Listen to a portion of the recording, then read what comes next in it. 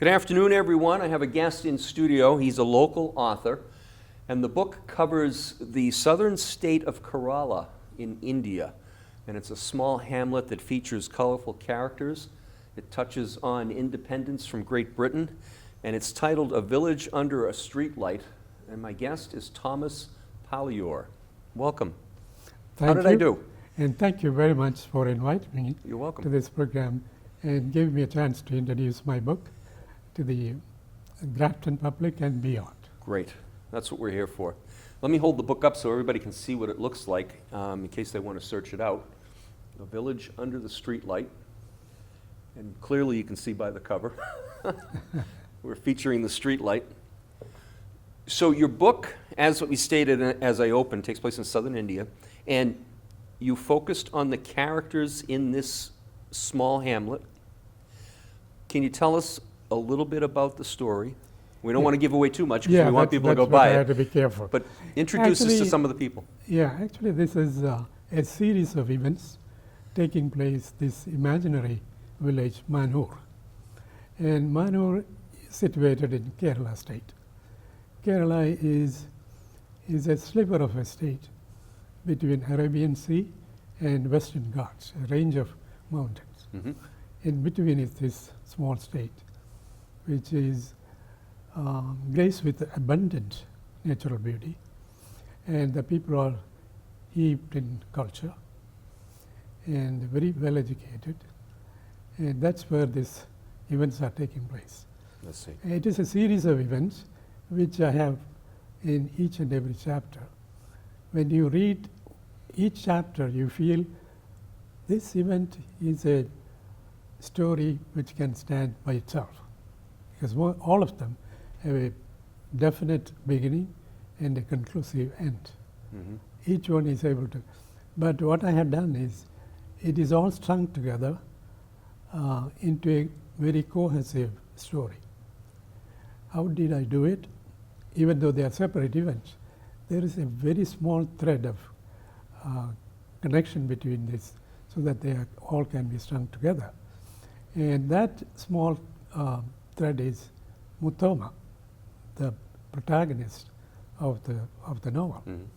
Even though he is the hero of the novel, he comes only, he is unsung hero, and he likes to do good things out of his goodness in his mind, kind of innate goodness. And he smells and recognizes where his help is needed, and he is right there in nick of time and save the day. And his special character is, he never waits for accolades, no acknowledgement. He just disappeared in the background, having done his job. And that is his character. And I developed that character as a kind of symbol of human kindness. And in the final chapter, I build him into a superhuman, almost close to divinity. And the style I have adopted is a postmodern style of writing. You asked me the characters. I have given two main importance. One is the language. I waited until my language matured, and then when I satisfied myself, I can venture into this. And character, building up the character, and my criterion for each character. Even there are so many side characters, side stories. From the main story, when I'm describing somebody who comes in as an aside, then I go into the stories about him. That is the style I have adopted, which very satisfying for me, and I hope the readers will find it the same way. I see. One of the other things that the characters have in common, as I mentioned, was the independence from Great Britain. Yes. Which took place in 1947? 47. Okay. So I can imagine that the characters in the book believed events would change one way, but perhaps they didn't play out the way they had hoped. Yeah. What did they discover when they had their independence? Independence, because we had such great leaders. And there was violence when two countries Mm. were evolved from a single whole of India. Mm. And it was based on religion, Hindus and Muslims. And that was the reason for conflict. Mm. And when India was divided, the Muslims from Pakistan wanted to come to India. No, they wanted to all go to Pakistan. Mm. And the Hindus in Pakistan, or Pakistan, that part of India, want to come to India for their protection, and they feel comfortable with their own brethren. Mhm. And in that process, some people wanted to stay in Pakistan, and some people wanted to stay still in India. Mm. But Pakistan didn't want anyone of them stay there. And that's how the setting fire to their houses and rapes and all types of atrocities. That's how people are running away from Pakistan. I described one full chapter about that, the division of India and the aftermath. Mm. So there are families that are separated by the border, Yes. if I yes, understand yes, you. Exactly. And did the characters in the book have to deal with violence? And not really. I try to avoid violence in the whole book. Mm. There is some semblance of unfaithfulness on the part of one husband, and out of circumstances, and unfaithful from the wife as well. Mm. That made a very interesting story in the book, and ironically, the person who came from Britain is the main cause, even though he was so nicely integrated into the village life. He became part of Manur. Everybody respected him, loved him. If they have any problem, they run to him, and he's always there to help. For example, a snake bite, people ran to him, and he knew where to take this patient. And he knew we call in Malayalam Vishahari, that means snake bite doctor. And he has got some plant-based treatment. And I describe that story in the book very clearly, in how he saved that man's life. And next Sunday, surprisingly, at the Mass, this patient was there, and he was taken aback. So do the characters in this village or this hamlet in 1947, were most of the residents of the hamlet poor people, or was there a variety of different types of people from different classes? And there was a street light, so there was electricity, or was it gas powered? No electricity. No electricity. Kerosene. Ah, okay. Mutta, there was a man, the light man. His name is Velai. His job is only at dusk. He goes with his little ladder, climb down to the light post, and light the candle, not candle, kerosene light. Mm-hmm. Then at dusk, then in the morning, he go and extinguish that light. That was his only job. Right. And he was the only employee of the panchayat, which is the village office, when it came into existence. Mm. Very interesting. The people in 1947 in this hamlet, did they lead very challenging lives? Were they farmers? Did they have professions? Actually, the villagers of Manur, they are very easygoing people. Mm-hmm. They are not in a hurry about anything. They get up very late. They are ready to enjoy their life in whichever they are used to. And I write in the novel that Manur wakes up only to yesterday and day for yesterday. There is because even though there is a very active life goes on underneath, unfaithful husband, unfaithful wife, then jealousy and political treachery, competition, all that is going on. Even though they are calm and look just their own lookers and very peaceful, they are not disturbed by it. They just observe things.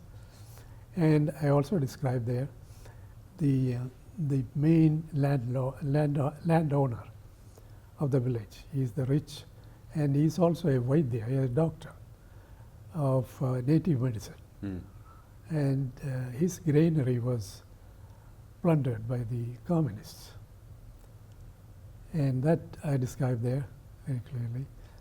And the political, how it led to that, how the communists were, because India was getting independence, they thought this is a good place to regulate, because there is a lot of difference between the rich and poor, very fertile ground, as they thought, for communism to develop.